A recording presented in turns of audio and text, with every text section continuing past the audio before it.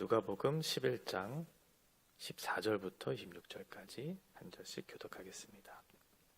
예수께서 한 말 못하게 하는 귀신을 쫓아내시니 귀신이 나가매 말 못하는 사람이 말하는지라. 우리들이 놀랍게 여겼으나 그 중에 더러는 말하기를 그가 귀신의 왕 바알세불을 힘입어 귀신을 쫓아낸다 하고, 또 더러는 예수를 시험하여 하늘로부터 오는 표적을 구하니 예수께서 그들의 생각을 아시고 이르시되 스스로 분쟁하는 나라마다 황폐하여지며 스스로 분쟁하는 집은 무너지느니라. 너희 말이 내가 바알세불을 힘입어 귀신을 쫓아낸다 하니 만일 사탄이 스스로 분쟁하면 그의 나라가 어떻게 서겠느냐. 내가 바알세불을 힘입어 귀신을 쫓아내면 너희 아들들은 누구를 힘입어 쫓아내느냐. 그러므로 그들이 너희 재판관이 되리라. 그러나 내가 만일 하나님의 손을 힘입어 귀신을 쫓아낸다면 하나님의 나라가 이미 너희에게 임하였느니라. 강한 자가 무장을 하고 자기 집을 지킬 때에는 그 소유가 안전하되, 더 강한 자가 와서 그를 굴복시킬 때에는 그가 믿던 무장을 빼앗고 그의 재물을 나누느니라. 나와 함께하지 아니하는 자는 나를 반대하는 자요, 나와 함께 모으지 아니하는 자는 해치는 자니라. 더러운 귀신이 사람에게서 나갔을 때에 물 없는 곳으로 다니며 쉬기를 구하되 얻지 못하고, 이에 이르되 내가 나온 내 집으로 돌아가리라 하고 가서 보니 그 집이 청소되고 수리되었거늘, 이에 가서 저보다 더 악한 귀신 7을 데리고 돌아와서 거하니 그 사람의 나중 형편이 전보다 더 심하게 되느니라. 아멘. 어제 우리가 예수님께서 가르쳐 주신 기도를 통해서 하나님의 성령을 주시고 우리에게 하나님 나라를 누리게 하시는 내용들을 살펴보았는데요. 오늘 이 논쟁의 출발점이 그 하나님 나라를 누리지 못하고 있는 사람, 그 사람을 고쳐주는 사건으로부터 시작이 됩니다. 귀신이 들려있는 사람이고요. 그 사람은 말도 못하고 또 보지도 못하는 그런 상황에 놓인 사람입니다. 14절에 보면 상황이 잘 나타나 있는데, 예수께서 한 말 못하게 하는 귀신을 쫓아내시니 귀신이 나가매 말 못하는 사람이 말하는지라. 귀신이 들려 있고요. 그리고 마태복음 12장에 보면 이 사람은 말도 못하지만 보지도 못한다고 얘기하고 있어요. 두 가지의 상황들이 지금 있는 거죠. 귀신이 그 사람을 지금 주장하고 있고, 또 육체의 질병을 안고 있는 그런 상황들에 놓여 있는 그 사람입니다. 이런 문제가 나타난 원인이 무엇일까 생각해 본다면, 하나님께서 먼저 창조하신 그 창조의 질서 안에서 그 하나님 나라를 누리고 있었던 그 사람들에게는 이런 영적이고 육체적인 질병을 가지고 있지 않은 상태에서 하나님과 친밀한 관계를 누리며 살았죠. 하나님 보시기에 좋은 것들로, 하나님 보시기에 완전한 것들로 우리에게 주셨기 때문에 그 가운데서는 이런 죄에 대한 결과들이 우리의 영향을 미치지 못했어요. 그런데 인간이 하나님을 떠난 그 죄로 말미암아 우리에게는 심판이라고 하는 것들이 주어지기 시작했고, 우리는 형벌을 당해야 되는 위치에 있게 되면서 이러한 질병들이 생겨나기 시작했던 것이죠. 하나님 보시기에 좋지 않은 그런 심판과 형벌이 주장하고 있는 질서 속에 우리가 살게 되었기 때문에 이런 문제들이 발생하게 된 거예요. 첫 번째 문제가 바로 귀신이 들린 것이죠. 귀신이 들렸다라고 하는 것은 귀신이 그 사람을 주장하고 있는 거죠. 그래서 우리의 의지나 우리의 생각이나 우리의 행동들이 통제를 받고 우리의 마음과 생각들이 귀신의 통제를 받으면서 우리의 뜻대로 살지 못하게 하는 그런 고통을 당하고 있는 상황들, 이 사람에게 지금 영적인 문제가 생겨나기 시작했던 것이고, 또 하나는 말도 못하고 보지도 못하는 육체적인 질병이 하나 또 생겨나기 시작했던 거죠. 두 가지, 하나는 영적인 질병, 하나는 육체적인 질병들. 이 모든 것들은 하나님께서 만드신 아름다운 창조 질서 안에는 없었던 것인데, 죄로 인해 우리에게 심판과 형벌이라고 하는 그 질서 안에 생겨난 그런 것들이에요. 이것이 죄를 지은 사람들이 당하고 있는 문제들이고, 이것이 우리가 당하고 있는 문제들이라고 하는 거죠. 이 사람들에게 예수님께서 나타내 주셔서 어떠한 일들을 행하고 계시는가? 육체의 질병과 영적인 질병들을 회복시켜 주시는, 그러니까 하나님 나라의 백성으로의 회복을 우리에게 주시는 그런 일들이 나타나기 시작해요. 귀신을 쫓아내 주시고 우리의 육체적인 질병들을 고쳐주시는 일들이 일어나기 시작한 거죠. 그런 하나님께서 다시 한번 우리에게 창조 질서의 회복으로의 그런 은혜를 주셨을 때, 무리들이 그 사건을 보면서 어떠한 반응들을 하고 있는지 24절 끝에 보면 나타나고 있죠. 무리들이 놀랍게 여겼으나, 이렇게 되어 있습니다. 여기서 나타난 무리들은 바리새인을 얘기해요. 마태복음에 보면 바리새인이라고 정확하게 표현하고 있습니다. 이 바리새인들이 예수님의 이 귀신을 쫓아내는 사건과 육체의 질병들을 고쳐주는 사건들을 보면서 놀랐다라고 하는 거죠. 그러면서 놀란 두 가지의 반응을 15절과 16절에서 얘기해주고 있어요. 첫 번째 반응은 15절, 그 중에 더러는 말하기를 그가 귀신의 왕 바알세불을 힘입어 귀신을 쫓아낸다 하고, 예수님께서 지금 귀신을 쫓아낸 것은 예수님이 귀신이 들려서 귀신의 왕인 사탄의 힘을 인하여 지금 귀신을 쫓아냈다고 얘기하고 있는 거예요. 그래서 예수님이 하나님의 아들이라고 이렇게 왔는데 그 예수님이 그 신분을 속이면서 지금 했다고 지금 의심하고 있는 그런 상황인 거죠. 두 번째 그 사람들의 반응은 16절인데, 또 더러는 예수를 시험하여 하늘로부터 오는 표적을 구하니, 지금 그것을 보면서 예수님을 시험하는 거예요. 네가 진짜 하나님의 아들이면 우리에게 명확한 증거를 하나 보여줘라, 표적을 우리에게 보여줘라 라고 하면서 예수님을 의심하고 있는 그런 상황인 거죠. 이 두 가지 반응에 대해서 예수님이 이제 대답을 할 차례예요. 그런데 16절에 보면 표적에 대한 내용들이 나오죠. 그리고 오늘 우리가 읽지는 않았지만 29절에 보면 표적에 대한 얘기가 다시 한번 나와요. 무리가 모였을 때 예수께서 말씀하시되 이 세대는 악한 세대라 표적을 구하되 요나의 표적밖에는 볼 표적이 없나니. 지금 바리새인들이 했던 두 가지의 반응이 있었죠.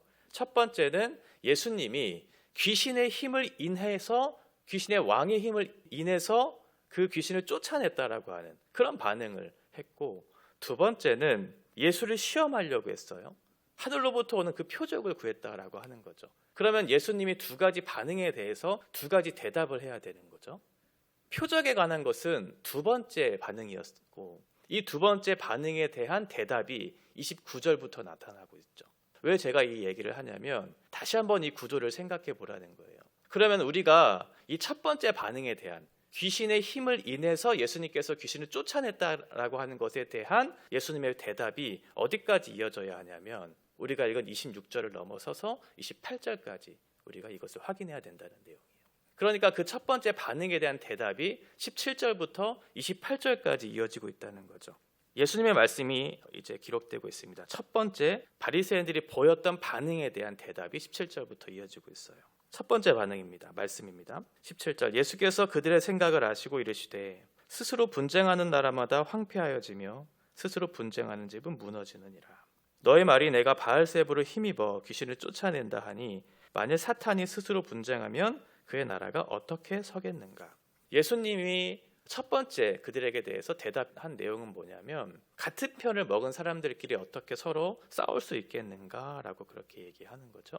이것은 상식적으로 말이 되지 않는다. 사탄이 그렇게 멍청할 리가 없다.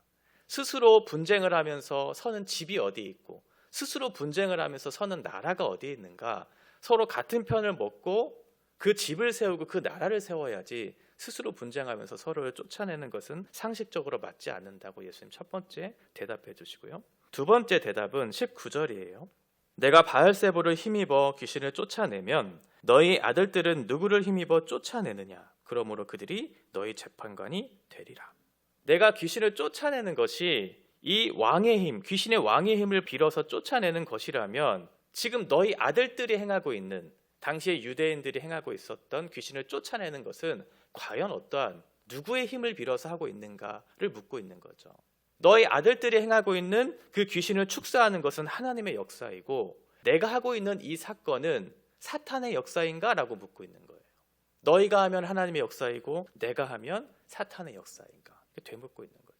세 번째 반응은 20절. 그러나 내가 만일 하나님의 손을 힘입어 귀신을 쫓아낸다면 하나님의 나라가 이미 너희에게 임하였느니라. 내가 하나님의 능력으로 귀신을 쫓아낸다면 하나님의 나라가 너희에게 이미 임하였다라고 그렇게 얘기하고 있고, 예수님께서는 이 말을 하신 이유는 너희는 보지 않았는가라고 지금 묻고 있는 거예요. 이미 예수님께서는 앞에서 말씀으로 귀신을 쫓아내는 일들이 있었죠. 병을 고치는 사건들을 이미 여러 차례 확인시켜 주셨어요. 그런 말씀을 통해서 어떤 능력을 통해서 귀신을 쫓아내고 병을 고치는 일들이 있었다면 지금 하나님께서 그것을 하고 계시다면 이미 너희에게 하나님의 나라가 임하였다라고 그렇게 얘기하고 있는 거죠. 이 역사가 일어나고 있는 지금의 현장이 하나님의 나라가 이미 임한 증거이다라고 그렇게 예수님 말씀해주고 있는 거죠. 궁극적으로는 예수님의 십자가와 부활의 사건을 통해서 우리에게 주실 그 하나님의 나라이지만 이 사건들을 통해서 이미 너희가 하나님의 나라를 누리고 있다. 너희가 당할 심판과 형벌을 끊어내기 위해서 예수님의 십자가의 죽음과 부활의 사건을 통해서 너희에게 주실 그 하나님의 나라가 이미 너희에게 주어졌다라고 그렇게 얘기하고 있는 거죠. 하나님의 나라가 너희에게 임했다. 그러면 하나님의 나라가 임하면 지금 이 사람이 당하고 있는 영적인 고통이나 육체적인 질병들이 없어야 하잖아요. 그렇죠? 하나님께서 만드신 창조의 질서 안에는 이런 영적이고 육체적인 질병들이 없었어요. 그러면 하나님 나라에 속한 백성으로서의 회복, 그 지위가 회복되었다면 우리에게는 영적이고 육체적인 질병이 없어야 하는데 여전히 우리에게는 고통과 아픔들이 남아있다는 거죠. 이것이 우리가 궁금증을 자아내는, 왜 우리에게는 여전히 고통과 아픔이 있는가? 하나님의 나라가 이미 너희에게 임했는데, 우리에게 임했는데 어떻게 우리에게는 고통과 질병의 문제, 이 아픔의 문제가 해결되지 않았는가? 그렇게 의문을 우리에게 충분히 가질 수 있죠. 우리가 한 가지 생각해 볼 것은, 우리는 이 땅에 살고 있잖아요. 하나님의 나라를 누리고 있지만 이 땅에 살고 있어요. 그 말은 우리는 이 땅에서의 시간과 공간이라고 하는 것에 제약을 받고 있는 존재라고 하는 거예요. 이 땅에 제한을 받고 있는, 그러니까 우리 안에는 여전히 질병이 남아있는 것 같고 가난이 있고 관계에 어려움들이 있는 것은 맞지만 그것이 우리의 최종적인 승리를 바꿔낼 수 없다는 사실을 기억해야 된다는 거죠. 하나님이 보시기에는 이미 우리는 하나님의 백성이 되었어요. 이미 하나님의 구원받은 존재가 되었어요. 이미 우리는 부활의 영광을 입고 하나님 나라에 속한 사람들이 된 거죠. 그런데 우리는 물리적으로 이 시간과 공간이라고 하는 곳에 제한을 받고 있기 때문에 아직 이루어지지 않는 것처럼 여겨지는 것뿐이지 우리의 구원이 실패될 수가 없고 우리의 최종적인 결과는 포기될 수 없는 하나님의 완전하신 구원의 계획 안에 있다는 사실, 이것을 기억한다면 우리는 이 땅에서 당하는 고통과 어려움과 질병과 이런 가난의 문제들이 우리를 괴롭히고 있는 것 같지만 그것이 우리의 최종적인 승리를 방해할 수 없다는 사실을 기억하는 것, 이것을 기억해야 이 땅에서 당하는 현실에 주저하지 않고 두려워하지 않고 담대하게 살 수 있는 거죠. 우리는 두려워할 필요가 없어요. 사탄은 우리에게 그렇게 무서운 존재가 아니에요. 21절에 보면 사탄을 강한 자로 표현하고 있지만 강한 자가 무장을 하고 자기 집을 지킬 때에는 그 소유가 안전하되 강한 자라고 분명히 표현하고 있는 것은 맞지만 22절에 보면 더 강한 자가 와서 그를 굴복시킬 때에는 그가 믿던 무장을 빼앗고 그의 재물을 나누느니라. 사탄이 강한 자처럼 보이지만 사탄이 강한 자가 되는 것은 진짜 강한 자가 오기 전까지만 강해 보인 거죠. 실상은 강한 자가 아니에요. 그냥 골목대장 노릇을 하고 있는 사탄인데 예수님이 오시니까 진짜가 나타나니까 그동안 아무것도 모르고 힘이 없던 사람들을 괴롭히고 대장 노릇을 했던, 그래서 자기가 강한 자라고 속였던 그 사탄이 예수님이 오고 나면 자기의 실체가 그대로 드러나는 거죠. 우리는 두려워해요. 사탄을. 굉장히 강력해 보이기 때문에 우리의 마음을 조종하고 이 세상의 질서에 부합해서 살아가는 것이 우리의 행복이라고 생각하게 하고 그의 질서에 굴복하는 것이 우리의 운명이라고 생각하면서 그를 두려워하고 그의 질서 안에 우리가 굴복하는 모습들이 있지만 그러나 그럴 필요가 없죠. 사탄은 강한 자가 아니거든요. 사탄은 우리를 심판할 근거를 갖고 있는 존재가 아니에요. 우리를 심판할 능력도 없고 우리에게 형벌을 가할 존재도 아니죠. 우리에게 심판을 주시는 분, 우리에게 형벌을 가하시는 분은 하나님이신데 사탄은 자꾸만 그것을 이용해서 우리의 마음을 두렵게 하고 우리를 굴복시키려고 하는 시도를 할 뿐, 그 존재는 강한 존재가 아니다. 그러니 너희는 두려워할 필요가 없다. 그러면서 우리에게 선택하라고 얘기해요. 23절에 보면 나와 함께하지 아니하는 자는 나를 반대하는 자요, 나와 함께 모으지 아니하는 자는 해치는 자니라. 선택하라는 거죠. 강한 자라고 생각되는 사탄을 쫓을 것인가, 아니면 더 강한 자가 와서, 진짜 강한 자가 와서 하나님 나라를 세우실 그 왕으로 오실 예수 그리스도를 따를 것인가. 중간은 없다. 나와 함께하지 않는 것은 나를 버리는 행위다. 이렇게 말씀하고 있어요. 마태복음에서는 이것을 성령 모독죄라고 얘기해요. 이 사실을 받아들이지 않는 것을 성령 모독죄라고 얘기해요. 그러니까 성령 모독죄는 예수님을 믿지 않는 것과 관련되어 있는 말이고, 예수님에게 나타난 성령의 역사를 부인하는 것, 이것이 바로 성령 모독의 죄에 해당하는 것이죠. 이 사람에게는 구원이 있을 수가 없고, 이 사람은 심판과 형벌을 벗어날 수가 없어요. 그러니 이 사람은 하나님 나라에 들어갈 수가 없죠. 하나님의 나라에 들어가지 못하면 심판과 형벌을 벗어날 수가 없는데, 그 심판과 형벌을 벗어나지 못하면 이 사탄의 괴롭힘에서 벗어날 수 없다라는 말이 돼요. 우리가 끊임없이 사탄의 종노릇하면서 사탄의 괴롭힘에 끊임없이 굴복하면서 그 자리를 벗어날 수 없는 것은 하나님의 나라에 속하지 못했기 때문에 사탄은 계속 그것을 이용하거든요. 그러니 너희는 선택하라는 거예요. 우리는 어떻게 해야 되는가? 24절. 더러운 귀신이 사람에게서 나갔을 때 물 없는 곳으로 다니며 쉬기를 구하되 얻지 못하고 이에 이르되 내가 나온 내 집으로 돌아가리라 하고 가서 보니 그 집이 청소되고 수리되었거늘 이에 가서 저보다 더 악한 귀신 7을 데리고 들어가서 거하니 그 사람의 나중 형편이 전보다 더 심하게 되느니라. 지금 영적인 전쟁이 일어나고 있는 상황 속에서 예수님과 사탄의 그 전쟁 속에서 우리는 한쪽을 택해야 되는 그런 상황에 놓여 있죠. 그런데 이 전쟁은 한 번으로 끝나지 않는다고 얘기해요. 예수님이 귀신을 쫓아내셨어요, 분명히. 그런데 쫓아내셨지 귀신을 멸하지 않았거든요. 이 사실을 주목해야 돼요. 귀신을 멸한 것이 아니에요, 예수님은. 귀신을 쫓아내셨어요. 그러면 언제든지 다시 한번 자기가 거하던 그 집에 돌아올 기회를 호시탐탐 노리고 있다는 거죠. 분명히 예수님이 더 강한 자가 오셔서 강한 자를 무장 해제시키고 그 존재를 쫓아내셔서 그 집을 깨끗하게 비워서 청소했어요. 그러면 우리는 그 집에 들어가서 안전하게 살면 되지만, 문제는 뭐냐면 그 강한 자라고 표현된 사탄이 다시 한번 그 집에 찾아온다는 거예요. 어떻게 찾아오냐면 더 강력한 것으로 무장해서 찾아와요. 그 전에는 혼자 왔지만 이제는 어떻게 했냐면 7 친구들을 데리고 와요.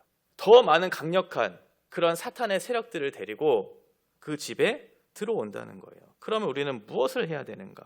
예수님이 청소하셨고 깨끗하게 하셨으면 그 집에 들어가서, 빨리 들어가서 그 집에 살고 그 집에 비워진 것들을 채워야 돼요.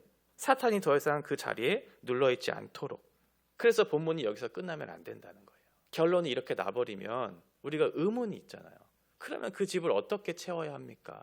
어떻게 사탄의 세력들을 이기면서 우리가 살아야 합니까? 그 방법이 대체 무엇입니까? 라고 하는 숙제가 남기 때문에, 그래서 28절까지 봐야 된다고 제가 말씀을 드린 거죠. 27절, 28절에 보면 이 말씀을 하실 때 무리 중에서 한 여자가 음성을 높여 이르되 당신을 뵌 태와 당신을 먹인 저지 복이 있나이다 하니 예수께서 이르시되 오히려 하나님의 말씀을 듣고 지키는 자가 복이 있느니라 하시니라. 그 집에 거해서, 그 비어있는 집에 거해서 무엇으로 채워야 하냐면 하나님의 말씀으로 채워야 한다. 하나님의 말씀에 순종하는 것이 필요하다. 이렇게 결론을 맺고 있는 거죠. 이 사탄의 힘을 빌어서 귀신을 쫓아낸 것이 아니라면, 이것을 통해서 너희에게 하나님의 나라가 이미 주어진 것을 안다면 그것을 선택하고 그 집에 거해서 하나님의 말씀에 순종하는 것들을 통해 하나님 나라를 누려야 할 텐데, 그렇지 않고 계속해서 사탄의 종로로 타면서 살 수밖에 없는 이유는 무엇이냐면 너희가 하나님의 말씀에 순종하지 않기 때문에, 하나님의 말씀으로 너의 집을 채우지 않기 때문에 그렇게 되는 것이다. 이렇게 결론을 맺고 있는 거죠. 그러면 오늘 우리가 해야 될, 우리가 준비해야 될 일은 무엇인가? 다시 한번 정리해 보면, 첫 번째는 이 문제, 영적인 문제, 육체적인 문제, 이 문제가 어디로부터 시작되었는지 그 원인을 잘 알아야 되겠죠.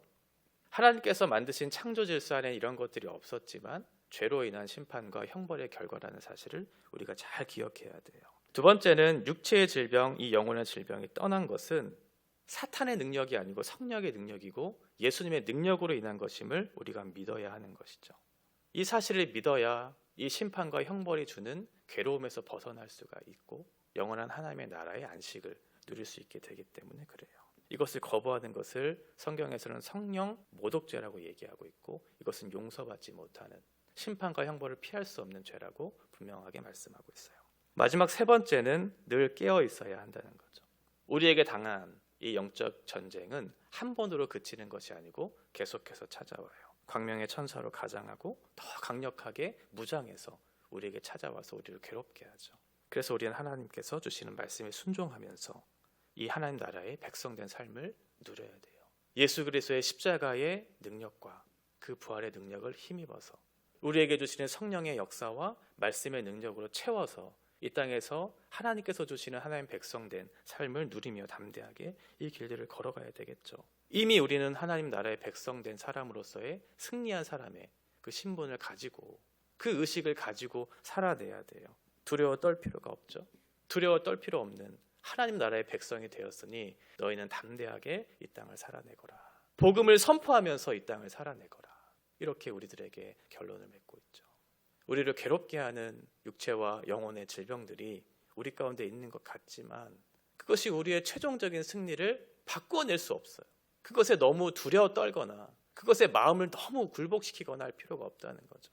이미 우리는 하나님의 나라의 백성이 되었고 이미 그 복을 누리고 있고 우리의 최종적인 승리가 있다는 사실을 기억하면서 오늘의 현실을 이해하고 오늘의 현실을 맞이하는 그런 담대함이 우리 가운데 있어야 되겠죠.